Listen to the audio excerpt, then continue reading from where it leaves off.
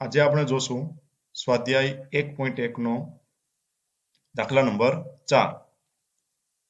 જો ગુસ્સા 305 અને 657 નો 9 આપેલ હોય તો લસા 306 અને 657 નો શોધો. અહીંયા આપણે બે પૂર્ણાંક સંખ્યા આપેલી છે, 305 અને 657 આપેલી છે. એનો ગુસ્સા આપણને 9 આપેલો છે, પણ લસા આપેલો નથી, એ આપણે મેળવવાનો છે. બરાબર? યાદ રાખી લેજો, લસા ગુણાકારમાં ગુસ્સા ગુરુત્તમ સામાન્ય અવયવ બરાબર બંને પૂર્ણાંક સંખ્યાનો ગુણાકાર. પૂર્ણાંક સંખ્યાનો ગુણાકાર. આની અંદર આપણને આ પેટર્નથી મૂકીશું. પેલા લસા, તો લસા આપણને આપેલો છે તો નહીં, લસા આપણે શોધવાનો છે. તો લસા મેળવવાનો છે એટલે લઘુત્તમ સામાન્ય અવયવ એમને એમ રાખીશું. ચલો એના પછી આવે ગુસ્સા, તો ગુસ્સા 9 આપેલો છે તો 9 મૂકીશું બરાબર બંને પૂર્ણાંકોની સંખ્યાનો ગુણાકાર. તો બે પૂર્ણાંક સંખ્યા 305 અને 657 છે, તો 305 ગુણાકારમાં 657 થઈ ગયું. ચલો લસા બરાબર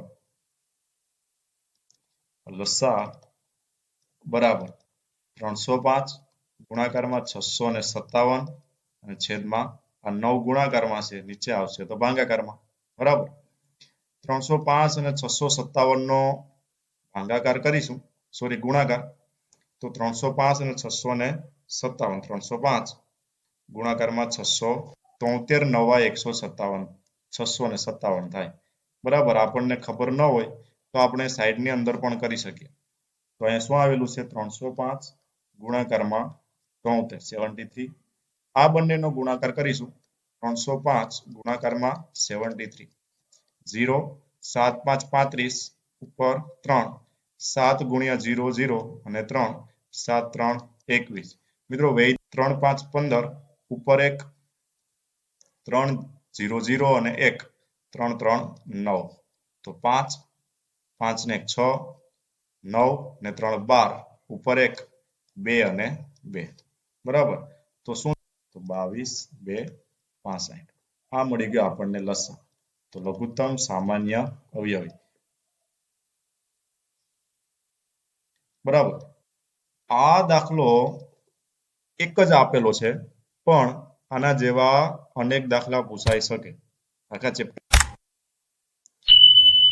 કોઈક પ્રાકૃતિક સંખ્યા n માટે 6 ની n ઘાતનો અંતિમ અંક શૂન્ય થાય કે નહીં તે ચકાસો. હવે કોઈ એવી પ્રાકૃતિક સંખ્યા આપણને n આપેલી છે.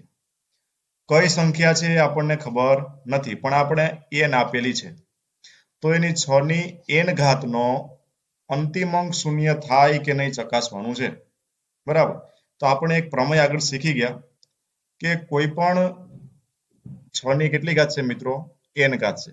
તો એનો શૂન્ય ગોતવાનો છે. બરાબર, તો પ્રમેયની અંદર આપણે એવું કીધું કે જો શૂન્ય ક્યારે થાય કોઈ પણ સંખ્યાનો, તો એના 2 અને 5 એના અવયવમાં આવવા જોઈએ. બરાબર, 2 અને 5. પણ જો 6 ના અવયવ પાડો મિત્રો, તો 6 ના અવયવમાં શું આવે? 2 3 6 આવે, બીજું કઈ આવશે નહીં. વધીને આવશે 3 એકુ 3. તો શું આના અવયવ પડ્યા? 2 3 અને 1. બરાબર, હવે આની અંદર ક્યાંય પણ 2 નો સમાવેશ થઈ ગયો, પણ 5 નો સમાવેશ થયો છે મિત્રો? 5 નો સમાવેશ થયો નથી. તો આની 6 ની n ઘાતનો અંતિમ અંક ક્યારેય પણ શૂન્ય ન થાય. શૂન્ય ક્યારે થશે? જ્યારે એના અવયવ 2 અને 5 આ બે સંખ્યા આવતી હોય તો જ એનો અંતિમ અંક શૂન્ય થાય. મિત્રો ફરીથી કહું છું, 6 ની n ઘાતની જગ્યાએ આપણે કોઈ પણ સંખ્યા આપે, આપણને નિયમ યાદ રહેવો જોઈએ, પ્રમેય યાદ હોવો જોઈએ. પ્રમેય 1.2 અથવા 1.1 ની અંદર આપેલું છે કે કોઈ પણ સંખ્યાનો અંતિમ અંક ક્યારે શૂન્ય થાય? જ્યારે એની અંદર 2 અને 5 આ બંનેનો સમાવેશ થતો હોવો જોઈએ. જો આ બે માંથી કોઈ એક આવતું હોય તો પણ એનો અંતિમ અંક 0 ન થાય.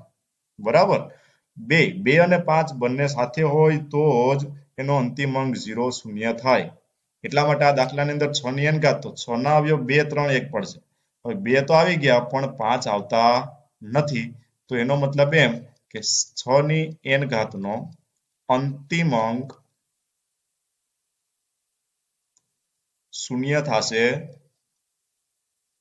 નહીં બરાબર કારણ કે લખવાનું કારણ કે 6 ની n ઘાતના અવયવમાં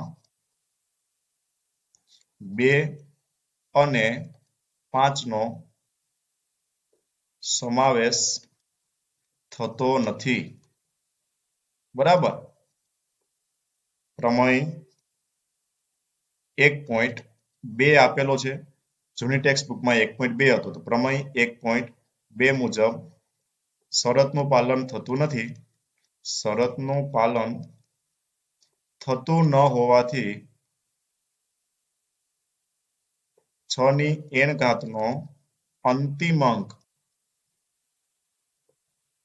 શૂન્ય થશે નહીં બરાબર આ ડેફિનેશન આપણે આપણી રીતે પણ લખી શકીએ આપણા શબ્દોમાં પણ લખી શકીએ પણ મૂળ આપણને ખબર હોવી જોઈએ કે અંતિમ અંક ત્યારે જ શૂન્ય થાય જ્યારે એની અંદર 2 અને 5 નો સમાવેશ થાય બરાબર એક્ઝામ્પલ તરીકે બીજો કોઈ એક્ઝામ્પલ લઈએ એક્ઝામ્પલ તરીકે તમને પૂછે 10 ની n ઘાત આનો અંતિમ અંક શૂન્ય થાય તો કેમ ખબર પડે 10 ના અવયવ પાડો તો 2 5 10 થાય અને 5 1 5 જો મિત્રો 2 અને 5 આવે છે 2 તો આનો અંતિમ અંક શૂન્ય થઈ શકે પણ જો 2 અને 5 નો સમાવેશ ન થાય તો એનો અંતિમ અંક ક્યારેય પણ શૂન્ય થાય નહીં આવા ઓબ્જેક્ટિવમાં પૂછી શકે દાખલા 2 માર્કનો દાખલો પૂછી શકે બરાબર તો આપણને પ્રમેય યાદ હોવો જોઈએ કે 2 અને 5 નો સમાવેશ થાય તો જ અંતિમ અંક શૂન્ય થશે બાકી થશે નહીં